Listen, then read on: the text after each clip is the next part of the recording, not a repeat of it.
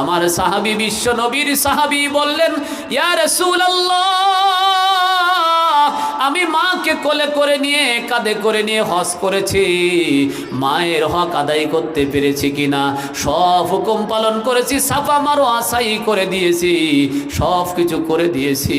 আমার নবী বিশ্ব নবী বললেন, এই মুহূর্তে যদি তোমার গায়ের চামড়া কেটে দাও, মায়ের জুতার চটিও তৈরি করে দিলে এক ফোঁটা দুধের ঋণ শোধ করতে পারবে না।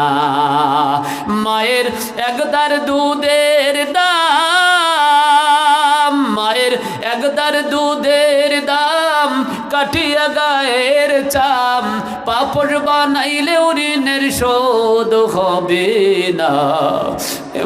দরদি ভাবে কেউ হবে না আমার মা গো। ও যুবকেরা শুনে রাখো, মার মনে কষ্ট দেওয়া যাবে না, আব্বার মনে কষ্ট দেওয়া যাবে না। ওই আব্বা মা যদি তোমার জন্য দোয়া করে, বিশ্বনবী বলেছেন সন্তান মারা গেলে আব্বা মা দোয়া করলে বিনা হিসাবে জান্নাত। জোরে বলি সুবহানাল্লাহ।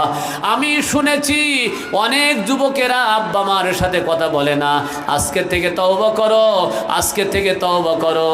একটা ফল নিয়ে মাকে দাও, আব্বাকে দাও। যার আব্বা কবরে চলে গেছে ওই জানে আব্বা হারা কি ব্যথা। আজ 20টা বছর আব্বাকে হারিয়ে ফেলেছি। 4 সালে আমার আব্বা মারা গিয়েছে। এই 20টা বছর এখন আব্বাকে বলতে পারি না। যখনই মোনাজাত করি মনে হয় আমার আব্বার চেহারাখানা দেখতেছি। ও যুবক, আব্বার মনে কষ্ট দিও না, মার মনে কষ্ট দিও না। এখনো পর্যন্ত মার অনুমতি ছাড়া আমি কোনোদিন মাহফিলে আসি না। মার কাছে আমি ফোন করি, যদি বাসার থেকে বের হই মায়ের কাছে বলি, মা বলার পরে আমি বের হই। আর যদি মসজিদ থেকে বের হই মার কাছে ফোন করি, মা বলে বাবা যাও, তোমার জন্য দোয়া করে দিলাম, তারপরে বের হয়ে আসি। কোশ্চেন কালেও রাস্তায় কোনোদিন এখনো বিপদ আপদ ঘটে নাই। জোরে বলি সুবহানাল্লাহ। মার দোয়া নাও, মার দোয়া ফেলে তোমার প্রতি আল্লাহর রহমত আসবে। খবরদার খবরদার, মার মনে কষ্ট দিও না। যাদের মা নাই তারা জানে মা হারা কি ব্যথা।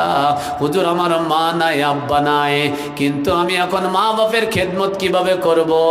আল্লাহর নবী শিখাইয়া দিয়েছেন, ইসলামের জন্য, কোরআনের জন্য যদি তুমি দান করতে পারো, আল্লাহ তাআলা ওই দানের বিনিময়ে আব্বা মার কবরে সব পৌঁছিয়ে দিবেন।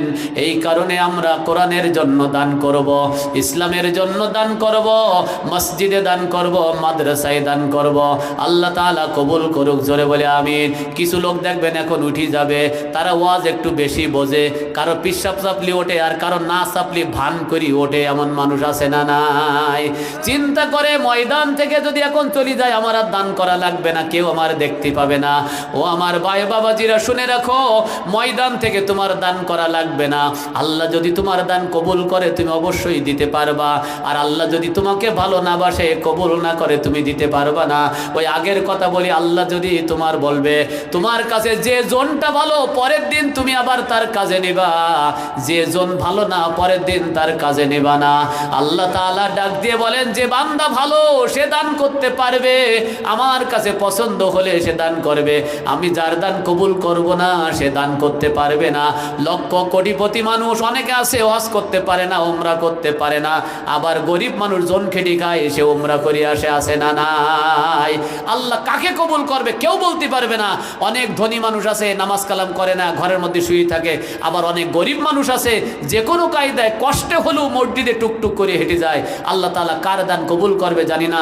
আবুল হাবকে বলেছিল, তোর সম্পদ সন্তান যা আছে কোনো কাজে লাগবে না, আমি আল্লাহ একটাও নেব না, কিন্তু মোহাম্মদকে আমি কবুল করব, গোটা পৃথিবীর ভিতরে তাকে সম্মানিত করব। আজকে কোরআনের জন্য কে প্রথমে দান করবে? আব্বার নামে, মায়ের নামে দান করবে, আল্লাহর হস্তে দান করবে। আল্লাহ পাক রব্বুল আলামিন কবুল করুক। জোরে বলে আমিন। আল্লাহ তুমি দানকে কবুল করে নাও।